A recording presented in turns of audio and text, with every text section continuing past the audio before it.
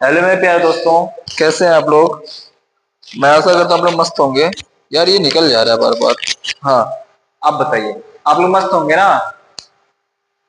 तो दोस्तों, ये मेरा यूनिट नंबर 13 का ट्रेनिंग मेथोडोलॉजी सब्जेक्ट का ये लास्ट टॉपिक है। ठीक है, इसके पहले हम लोगों ने पढ़ा था 1984 में पांच सिद्धांत कौन कौन सी अवधारणा जोड़ी गई, कौन कौन सी पांच अवधारणा जोड़ी गई। 1980 में कौन कौन से चार सिद्धांत थे उसके बारे में हम लोगों ने विस्तार पूर्वक पढ़ा है। ठीक है, तो आज हम आपको बताएंगे role of instructor and parents. Role of instructor and parents, एक अनुदेशक और अभिभावक का शिक्षार्थियों पर क्या रोल होता है, इसके बारे में हम लोग जानते हैं विस्तार पूर्वक। हम आपको पॉइंट वाइज इसलिए बताते हैं, पॉइंट वाइज में, जिससे आपको समझ में आए, बेहतर रूप से आप समझ सको। ठीक है, तो ये देखते हैं, चलिए। कौशल विकास, पहला क्या दिया है, कौशल विकास स्किल डेवलपमेंट में त्रिकोण में शिक्षार्थी, अनुदेशक और अभिभावक शामिल होते हैं। देखो भाई, कौशल विकास मतलब स्किल डेवलपमेंट में शिक्षार्थी के, जो शिक्षार्थी का स्किल डेवलपमेंट होता है उसमें किसका रोल ज्यादा होता है, अनुदेशक और अभिभावक। अनुदेशक और अभिभावक का रोल ज्यादा होता है, ये दोनों रोल शामिल होते हैं। ठीक है दोस्त, और आगे क्या है, शिक्षार्थियों में व्यवसाय विशिष्ट व्यवसायिक दक्षताओं को विकसित करने में अनुदेशक और अभिभावक दोनों ही बहुत महत्वपूर्ण भूमिका निभाते हैं। तो शिक्षार्थी जब कोई भी नया बिजनेस स्टार्ट करता है, ठीक है, उसमें और उनकी जो व्यवसायिक दक्षताएं होती हैं उनको विकसित करने में अनुदेशक और पेरेंट्स का बहुत ही महत्वपूर्ण भूमिका होता है। जैसे मान लीजिए हम कोई अगर नया काम स्टार्टअप करना चाहते हैं, ठीक है, हम तो अभी डिपेंडेंट है पेरेंट्स पे। ठीक है, अब उनसे जो है कुछ सीखेंगे और कुछ इसके बाद कहीं कॉलेज का मतलब कॉलेज जाएंगे, इंस्ट्रक्टर जो होता है हमारा वो हमें कुछ सिखाएगा, स्किल डेवलपमेंट मतलब मुझे बताएगा। फिर उसके बाद कोई बिजनेस करना है मुझे, वही बताता है ना आपको, गाइडेंस उनकी रहती है, गाइडेंस करते हैं। ठीक है, जैसे हम आपको बता रहे हैं कि ये टॉपिक आपको पढ़ना है ट्रेनिंग मेथोडोलॉजी में, आपको ये टॉपिक यूनिट नंबर 13 में ये टॉपिक आपको पढ़ना है, तो हम क्या कर रहे हैं, गाइडेंस दे रहे हैं ना भाई, आपको पढ़ना है, ना कि देखो भाई मैं क्या कर रहा हूँ, सिर्फ गाइडेंस दे सकता हूँ। ठीक है, पढ़ना आपको पड़ता है, कोई काम आपको खुद करना पड़ता है, खुद सीखना पड़ता है। उसके लिए क्या होना चाहिए, जुझारूपन होना चाहिए आपके अंदर। क्या होना चाहिए, जुझारूपन होना चाहिए आपके अंदर कि हाँ मुझे ये करना है, करना है।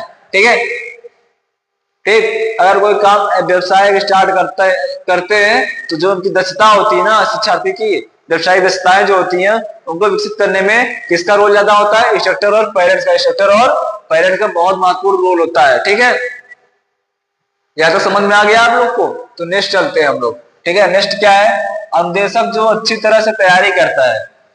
अनुदेशक जो अच्छी तरह तैयारी करता है और शिक्षार्थी की व्यक्तिगत आवश्यकताओं का पहचान कर पढ़ाता है। देखो, एक टीचर वही होता है जो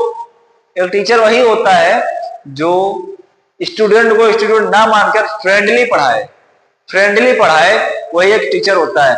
क्योंकि जो बातें आप फ्रेंडली करके बता सकते हो, समझा सकते हो ना, टॉपिक को जितना हो सकता है जटिल को इजी बना के समझा सकते हो ना, उतना जो है अगर आप स्टूडेंट मान समझाओगे तो नहीं समझा सकते हो।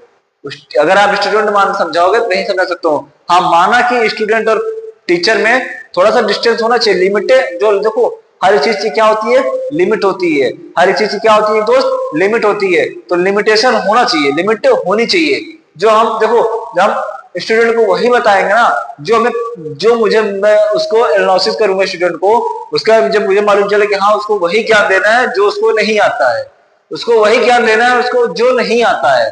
ठीक, तो ये क्या क्या कह रहा है, अनुदेशक अच्छी तरह से तैयारी करता है और शिक्षार्थी की व्यक्तिगत आवश्यकताओं का पहचान कर पढ़ाता है।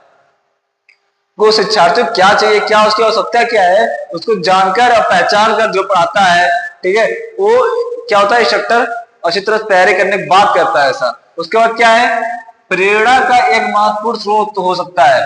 जो प्रेरणा का एक महत्वपूर्ण क्या हो सकता है, स्रोत हो सकता है। प्रेरणा जो मोटिवेशन है, मोटिवेट है करते हैं, उसका क्या हो सकता है, एक महत्वपूर्ण स्रोत हो सकता है। ठीक है, ये हमारे अनुदेशक का ये सेकंड लाइन मेरा कंप्लीट हुआ। ये आपको ये लाइन जो यहाँ से और यहाँ तक कंप्लीट हुआ, समझ में आया। अगर आपको जो टॉपिक समझ में नहीं आता है ना, आप कमेंट सेक्शन में कमेंट करना। ठीक है, कमेंट सेक्शन में कमेंट करना, मैं आपको दोबारा से उस टॉपिक के बारे में बताने का प्रयास करूंगा। ठीक है, और नेक्स्ट क्या है, माता पिता भी शिक्षार्थियों की दृष्टिकोण को विकसित करने में महत्वपूर्ण भूमिका निभाते हैं। माता पिता जो होते हैं, माँ और पिताजी जो होते हैं हमारे, शिक्षार्थियों का दृष्टिकोण विकसित करने में बहुत महत्वपूर्ण भूमिका रहती है। अगर भाई पहले जो लड़का होता है ना, जो बच्चे होते हैं, उनके जो पहले गुरु होते हैं माता पिता ही होते हैं। उनके जो पहले गुरु होते हैं माता और पिता होते हैं। उसके बाद सेकंड गुरु होते हैं जो आपको क्लास पढ़ाते हैं, ठीक है, जो आपको गाइडेंस देते हैं, ठीक है, सब्जेक्ट वाइज गाइडेंस देते हैं, ठीक है। तो अगर स्किल डेवलपमेंट में, शिक्षार्थी स्किल डेवलपमेंट में अगर कोई बिजनेस स्टार्टअप करना चाहता है, उसमें अगर सबसे ज्यादा अहम रोल होता है तो माता पिता होता है, उसके बाद गुरु का होता है, उसके बाद किसका होता है, गुरु का होता है, निर्देशक का होता है, ठीक है। और इसी नेक्स्ट टॉपिक मेरा क्या, नेक्स्ट क्या है मेरा, माता पिता को ऐसा माहौल बनाना चाहिए जहां उनके बच्चे इसका सबसे अच्छा प्रयोग कर सके। माता पिता को एक ऐसा माहौल क्रिएट करना चाहिए, कैसा माहौल क्रिएट करना चाहिए, जहां जो उनके बच्चे एक ऐसा, मतलब कि कोई भी काम है तो क्या कर सकते हैं, इसका सबसे अच्छा प्रयोग कर सके। कोई ऐसा काम करना है, जैसे आपको कोई दुकान चलानी है, आपको समोसे की दुकान खोलनी है, फॉर एग्जाम्पल मैं बता रहा हूं, आपको छोड़ो, एक दुकान खोलनी, कोई भी दुकान डाल दो, कलेक्शन कोई भी डाल दो, ठीक है, कपड़े के डाल दो, ठीक है, दुकान खोलनी है, तो अब क्या, पहले गाइड कौन करेगा, माता पिता, मतलब माता पिता गाइड करेंगे, ठीक है। उसके बाद क्या है, जो आपको तरीका सिखाए रहेंगे ना, उसी तरीके को क्या करोगे आप, यूज करोगे। दुकान पे देख लो या पढ़ाई में देख लो, फिर आपका शिष्टाचार देख लो, आपका व्यवहार भी होता है, माता पिता पर डिपेंड होता है। जैसे आप व्यवहार करोगे दूसरे वालों के सामने बाहर ना, वो क्या, जैसे आप व्यवहार करोगे, जिसके सामने आप व्यवहार कर रहे हो ना, जैसा वो बंदा जो है आपके व्यवहार से समझ जाता है कि आपका परवरिश कैसा हुआ है, आपकी जो परवरिश हुआ है कैसी हुई है, ठीक है मेरे दोस्त। इसको ध्यान में रखते हुए कहीं भी कहते हैं ना, नाप के तोल के बोलना चाहिए, ऐसे नहीं बोल देना चाहिए हमेशा हर बात, क्योंकि भाई देखो, मार से ज्यादा बात लगती है, मार से ज्यादा बात लगती है। कुछ बातें ऐसी होती ना जो जीवन पर्यंत आपको याद रहता है, ठीक है। इसलिए मेरे दोस्त, आप लोग जो आपकी परवरिश जैसी मिली है और उसको बेहतर करने का प्रयास किया करो, उसको क्या किया करो, बेहतर करने की प्रयास किया करो, ठीक है। आप उसके बाद क्या कह रहा है ये, हम लोग भटक गए लाइन से, ठीक है। आइए देखते हैं अपने टॉपिक पे। तो बच्चे इसका क्या करते हैं, अच्छा प्रयोग कर सकते हैं, ठीक। उसके आगे क्या है, उन्हें अपने बच्चों को लगातार प्रोत्साहित करना चाहिए, उन्हें अपने बच्चों को क्या करना चाहिए, लगातार प्रोत्साहित करना चाहिए। कभी कभी ऐसा होता है ना दोस्त, कभी ऐसा मोड़ आता है जहां आपको हताशा होती है, जहां क्या होती है, आपको हताशा होती है, उस हताशा को दूर करना चाहिए और उनको हमेशा क्या करना चाहिए, प्रोत्साहित करना चाहिए। क्या करना चाहिए, हमेशा प्रोत्साहित करना चाहिए। अब आप कहीं और मत जाओ, मैं आपको एग्जाम्पल बताता हूँ, जीता जागता एग्जाम्पल। आज के डेट में बेरोजगारी बहुत है, चरम सीमा पे बेरोजगारी है, ठीक है। तो बंदे यहाँ, मतलब कि यहाँ पे जो है, हम लोग जैसे तैयारी कर रहे हैं, हम भी तैयारी कर रहे हैं, ऐसी बात नहीं है, हम भी तैयारी कर रहे हैं, जैसे हम लोग तैयारी कर रहे हैं, ठीक है। एक दो एग्जाम आप पेपर दिए, आपका नहीं क्लियर हुआ, आपका एक नंबर चले आ रहे हो, ठीक है, नहीं हो पा रहा है सिलेक्शन, 0.1 नंबर सिलेक्शन नहीं हो पा रहा है, इसका मतलब नहीं कि आपको हार मान जानी है, इसका मतलब आपको हार नहीं माननी है। और वहां पे हताशा होती है, वहां पे हताशा होती है। जो प्रोत्साहित मिलता है, प्रोत्साहन जो मिलता है हम लोग को, किसके थ्रू मिलता है, हमारे पेरेंट्स थ्रू मिलता है। किसके थ्रू मिलता है, हमारे पेरेंट्स और अभिभावक और गुरु के थ्रू मिलता है, अभिभावक और गुरु के थ्रू मिलता है, ठीक है। वही कह रहा है ये, अपने बच्चों को लगातार प्रोत्साहित करना चाहिए, ठीक है। ये तुम्हारा हो गया अनुदेशक और अभिभावकों की भूमिका, अनुदेशक और अभिभावकों की भूमिका क्या होती है शिक्षार्थियों पर। ये हमारा क्या हो गया, कंप्लीट हो गया। ये टॉपिक आपको कवर भी, ये टॉपिक कंप्लीट हो गया, आपको समझ में आ गया, ठीक है, आपको समझ में आ गया होगा, आई होप। अब मेरा नेक्स्ट जो टॉपिक है क्या है, वयस्क शिक्षार्थियों की महत्वपूर्ण विशेषताएं। क्या है, विशेषताएं किसकी, वयस्क शिक्षार्थियों की महत्वपूर्ण विशेषताएं, important characteristic of adult learner, ठीक है। इसके बारे में देखते हैं क्या कह रहा है ये। वयस्कों में परिपक्वता, आत्मविश्वास, आत्मनिर्भरता, निर्णय लेने की क्षमता होती है। जो वयस्क होते हैं ना, जैसे जैसे आपकी एज बढ़ती जाती है, जैसे जैसे आपकी एज बढ़ती जाती है, आपकी स्किल डेवलपमेंट होता रहता है, उसी हिसाब से क्या होता है, आपकी परिपक्वता जब हो जाओगे तो आत्मविश्वासी हो जाओगे, खुद पे क्या होगा, आत्मविश्वासी हो जाओगे। और उसके बाद क्या होगा, आत्मनिर्भरता। और कोई भी चीज अगर करना है, आपको कोई भी चीज करना है, स्टार्ट करना है, उसकी फैसला, उसका फैसला है, तो जो निर्णय लेते हो ना, क्या है, निर्णय लेने की क्षमता बढ़ती है। जो फैसला लेते हो उसकी क्षमता क्या होती है, बढ़ती है, निर्णय लेने की क्षमता बढ़ती है।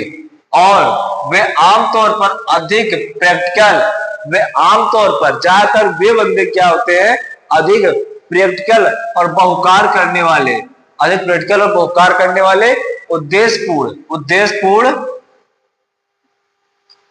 अधिक प्रैक्टिकल बहुकार करने वाले, उद्देश्यपूर्ण, उनका कुछ कुछ उद्देश्य होता है। कोई कोई काम करने से पहले पीछे को क्या होता है, एक उद्देश्य होता है, एक उद्देश्य होता है कोई काम करने से पहले, ठीक है। उद्देश्यपूर्ण, स्वनिर्देशित अनुभवी होते हैं, स्वनिर्देशित और अनुभवी होते हैं, और बदलाव के प्रति कम खुले विचारों वाले और ग्रहणशील होते हैं। अब बदलाव के प्रति कम खुले विचारों वाले और ग्रहणशील होते हैं, ठीक है।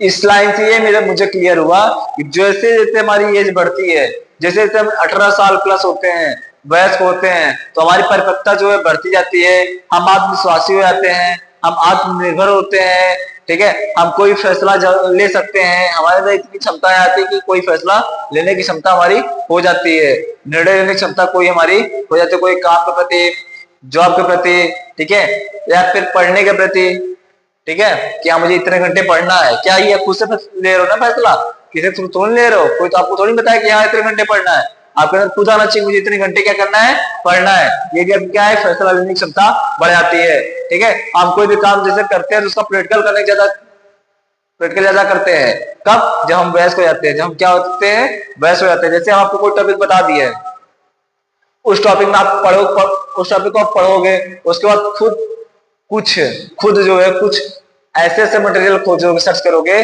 ठीक है, बाहर से, तो क्या है, ये आपकी क्या है, निर्णय लेने क्षमता बढ़ गई, आप आत्मविश्वासी हो गए, हाँ ये आपको विश्वास हो गया कि मुझे ये टॉपिक क्या हो गया, कंप्लीट हो गया, मुझे समझ में आ गया, ठीक है, ठीक, ये हो गया। और उनके पास जैसे जैसे होते चले जाते हैं, जैसे जैसे आपका एज बढ़ता है ना, तो आप क्या होता है, एक्सपीरियंस बढ़ता चला जाता है, एक्सपीरियंस अब जो होता है बढ़ता चला जाता है मेरे दोस्त, ठीक। अब ये हो गया, अब मेरा आ गया क्या, एंड्रोगॉजी और पेडागॉजी, एंड्रोगॉजी और पेडागॉजी, दो आ गया। हम लोगों ने इसके बारे में पढ़ चुका है, हम लोगों ने इसके बारे में क्या कर चुका है, पहले से पढ़ चुका है। एंड्रोगॉजी में क्या था,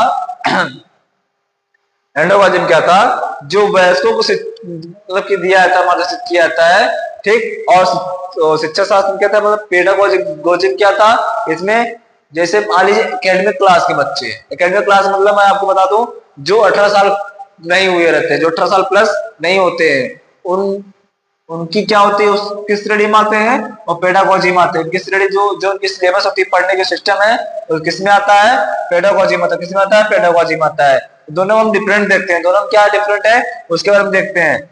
एंड्रोगॉजी क्या है, या स्वनिर्देशित शिक्षार्थी होते हैं, जो एंड्रोगॉजी जो शिक्षार्थी होते हैं क्या होते हैं, स्वनिर्देशित होते हैं, क्या होते हैं, स्वनिर्देशित होते हैं। और पेडागॉजी क्या है, शिक्षक के निर्णयों पर निर्भर शिक्षार्थी। पेडागॉजी क्या है, जितना शिक्षक आपको बताएगा सिर्फ उतना ही क्या काम करोगे आप, जितना शिक्षक आपको बताएगा सिर्फ उतना ही काम करोगे। ये किसमें आता है, पेडागॉजी में आता है, ये किसमें आता है, पेडागॉजी में आता है। अब एंड्रोगॉजी क्या आता है, फिर जीवन के अनुभवों की बड़ी मात्रा, जीवन के अनुभवों की बड़ी मात्रा। जैसे आपकी एज बढ़ती चली जाएगी ना, जैसे आप काम करते रहोगे ना, आप स्किल डेवलपमेंट आपका होता रहेगा, वैसे वैसे आप क्या होगी, एक्सपीरियंस आपकी बढ़ती चली जाएगी, उससे क्या हो गया, एक्सपीरियंस आपका बढ़ता चला जाएगा।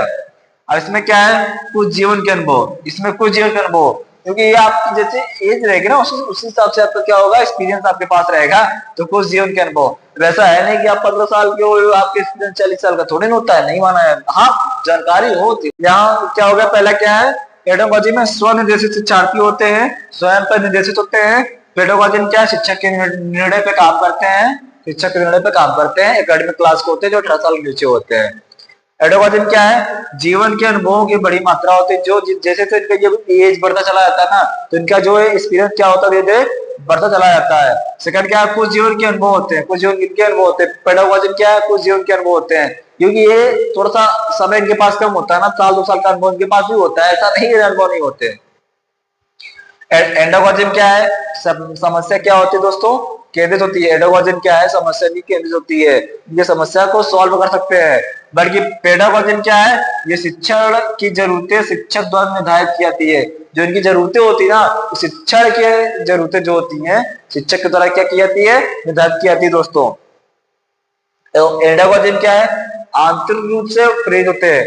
एंड्रोगोजी में आंतरिक रूप से क्या होते हैं, प्रेरित होते हैं। और पेडागोजी क्या है, बाह्य रूप से क्या होते हैं दोस्तों, प्रेरित होते हैं। बाह्य रूप से क्या होते हैं, प्रेरित होते हैं। ठीक है दोस्तों, तो ये हमारा हो गया पेडागोजी और एडागोजी में अंतर। इसके बारे में हम लोगों ने पहले एक बार पढ़ चुका है, इसके बारे में हम लोगों ने पहले एक बार पढ़ चुका है। अब बच्चा मेरा एक लास्ट टॉपिक, इसके बाद मेरा यूनिट नंबर 13 खत्म हो गया। इसके बाद मेरा यूनिट नंबर 13 खत्म हो गया, बाय बाय टाटा हो जाएगा। ठीक है, और उसके बाद फिर इसके बाद क्या है, qualities of adult learner. Qualities of adult learner, पहला क्वालिटी क्या है, वयस्क को यह जानने की आवश्यकता होती है कि उन्हें कुछ क्यों सीखना है। जो वयस्क होते हैं ना, उनको यह जानने की ज्यादा इच्छुक होते हैं उन्हें क्यों सीखना है और कब सीखना है। ठीक है, सेकंड हमारा क्या है, वयस्क एक बार आवश्यकता को समझ लेने के बाद सीखने के लिए तैयार रहते हैं। जो वयस्क होते हैं ना, हमारे जो वयस्क होते हैं ना, एक बार जो उनकी आवश्यकता होती है उनके थ्रू उसको देखते हुए क्या करते हैं, सीखते हैं। जैसे कोई काम अगर चल रहा है, कहीं फैक्ट्री में कहीं गए घूमने गए हैं, और कोई उनको लग गया कि हाँ ये मुझे आगे फ्यूचर में जरूरत पड़ सकती है इसकी, तो क्या करते हैं वो सीखते हैं। क्या करते हैं वो सीखते हैं। सीखने के लिए क्या, सीखने के लिए क्या होते हैं, तत्पर होते हैं। सेकंड हमारा क्या है, वयस्क उससे प्रेरित होते हैं, हालांकि कभी कभी आवश्यकताओं के आधार पर वे बाहर रूप से प्रेरित होते हैं। वयस्क जो होते हैं ना, स्वयं अंदर से प्रेरणा उनके अंदर जागती है, बट कभी कभी ऐसा कंडीशन सिचुएशन होता है ना, जो उनको बाहर से प्रेरणा लेनी पड़ती है, बाहर से भी प्रेरणा लेनी पड़ती है मेरे दोस्त। ये भाई जिंदगी है, इसमें कब क्या हो जाए कोई भरोसा किसी का नहीं होता है। तो कभी कभी ऐसा माहौल आ जाता है ना आपको सामने क्रिएट होगा कि बाहर से आपको प्रेरणा लेनी पड़ती ही है।